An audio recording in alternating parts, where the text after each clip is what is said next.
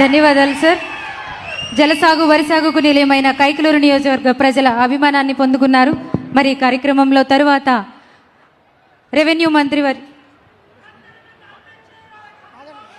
గౌరవనీయులు ఇన్ఛార్జ్ మంత్రివర్యులు నాదెండ్ల మనోహర్ గారిని కార్యక్రమాన్ని ఉద్దేశించి మాట్లాడవలసిందిగా కోరుతున్నాం.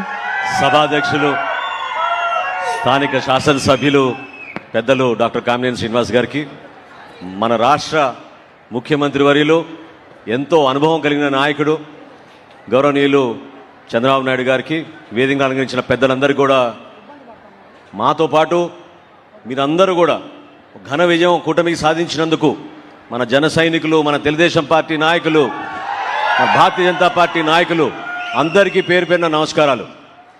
ముఖ్యంగా ఈ కార్యక్రమం వెనక ఎంత కృషి ఉండిందో మీ అందరికీ తెలియాలి. ఎందుకంటే ప్రతి క్యాబినెట్ సమావేశంలో గౌరవ ముఖ్యమంత్రి గారు ఎప్పుడు కూడా రెవెన్యూ మినిస్టర్ గారిని ఎక్కడి వరకు తీసుకొచ్చారు, మీ 22A పరిష్కారం భూములు ఏ విధంగా మీరు మార్పు తెచ్చారనే దానిపైన ఎప్పటికప్పుడు ప్రశ్నిస్తూ ఉంటారు. పవన్ కళ్యాణ్ గారు కూడా ఈరోజు నేను ఈ కార్యక్రమానికి వెళ్తున్నానంటే ఆయన మనస్ఫూర్తిగా గౌరవ ముఖ్యమంత్రి గారిని అభినందించమన్నారు, రెవెన్యూ మంత్రి గారిని, అదేవిధంగా కామినేని శ్రీనివాస్ గారిని. ఎందుకంటే ఏలూరు జిల్లాలో మొట్టమొదటిసారి మనం రాష్ట్రంలో 22A పరిష్కారం కోసం సభలు నిర్వహించాం. మొదటి రోజున దాదాపు 1400 మంది మన జిల్లా నుంచి వచ్చి అర్జీలు సమర్పించుకున్నారు.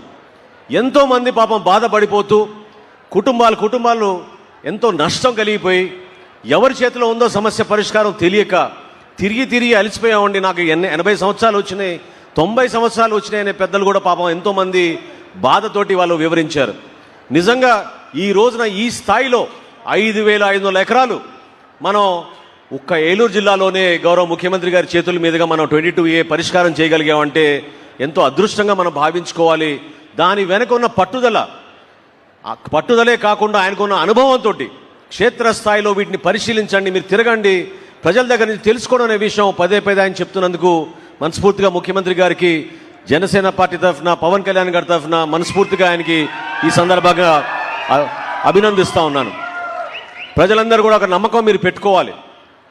కైకలూరు నియోజకవర్గంలో ఆ రోజు కూటమి అభ్యర్థిగా డాక్టర్ కామినేని శ్రీనివాస్ గారు నిలబెట్టినప్పుడు 45,000 ఓట్లతో మీరు గెలిపించారు. అదొక చరిత్ర. మీరు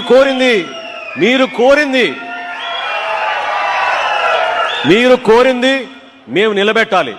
మీరు కోరింది ఒక మంచి మార్పు, మంచి ప్రభుత్వం, మంచి నాయకత్వం. దానికోసమే మేమందరం మీ ముందున్నాం. ఈరోజు చంద్రబాబు నాయుడు గారు, అదేవిధంగా పవన్ కళ్యాణ్ గారు, కేంద్రంలో మన ప్రధానమంత్రి గారు నరేంద్ర మోడీ గారి సహకారంతో మనం చేస్తున్న అభివృద్ధి కార్యక్రమాలు రాష్ట్ర వ్యాప్తంగా ఇతర రాష్ట్రాలతో పోటీపడి ముందుకెళ్తున్నాం. కైకలూరు నియోజకవర్గంలో గతంలో కూడా ఇక్కడ పర్యటన చేసినప్పుడు పవన్ కళ్యాణ్ గారితో పాటు మీ నీటి సమస్య గురించి ప్రత్యేకంగా ఆయన దృష్టి పెట్టారు. కల్లిండి మండలం కోసం ఖచ్చితంగా జల్ జీవన్ మిషన్ ద్వారా గ్రామాల్లో ఉన్న నీటి సరఫరా ఇంకా మరింత మెరుగుపరిచే విధంగా ఆయన తరఫున మీ అందరికీ మాటిస్తున్నాను. ప్రభుత్వం తరఫున తప్పకుండా రాబోయే రోజుల్లో పవన్ కళ్యాణ్ గారు ఈ ప్రాంతానికి వచ్చి ఒక సభ నిర్వహించి ఈ గ్రామాల్లో ఉన్న సమస్య పైన ప్రత్యేకంగా మీకు తాగునీటి పైన దృష్టి సారించి జల్ జీవన్ మిషన్ నుంచి ఒక 36 కోట్ల రూపాయలు విడుదల చేసే విధంగా మీ అందరం కూడా ఆయన రిక్వెస్ట్ చేసి ఈ ప్రాంతాన్ని తీసుకొస్తామని సందర్భంగా కోరుకుంటూ, గౌరవ శాసనసభ్యులకి మరొకసారి అభినందించడమే కాకుండా సోదరులు రెవెన్యూ మినిస్టర్ గారు కూడా ఈ విధంగా ఈ పనిని మనం ముందు తీసుకెళ్లగలిగితే వేల సంఖ్యలో మనం లబ్ధిదారులకు పాపం వాళ్ళకి న్యాయం చేయగలుగుతాం. మీరందరూ కూడా దాన్ని గుర్తుపెట్టుకుని మీరు మీ కుటుంబ సభ్యులు ఒక అద్భుతమైన భవిష్యత్తుని ఏ విధంగా నమ్మి మమ్మల్ని ఇక్కడ కూర్చోబెట్టారో ఆ నమ్మకాన్ని మేము చాలా జాగ్రత్తగా ముందు తీసుకెళ్లి మన కూటమి ప్రభుత్వం విజయం సాధించే విధంగా ముందుకెళ్దామని ఈ సందర్భంగా మనస్ఫూర్తిగా మిమ్మల్ని కోరుకుంటూ గౌరవ ముఖ్యమంత్రి గారికి మరొకసారి ధన్యవాదాలు తెలుపుకుంటూ సెలవు తీసుకుంటున్నాను. జై హింద్. ధన్యవాదాలు సార్. సుపరిపాలనలో రాష్ట్రం సుభిక్షంగా ఉంటుందని చక్కగా తెలియజేశారు. మరి కార్యక్రమంలో తరువాత అనగాని సత్యవరప్రసాద్ గారు రెవెన్యూ మంత్రివర్యులు వారిని కార్యక్రమాన్ని ఉద్దేశించి మాట్లాడవలసిందిగా ఆహ్వానిస్తూ ఉన్నాను.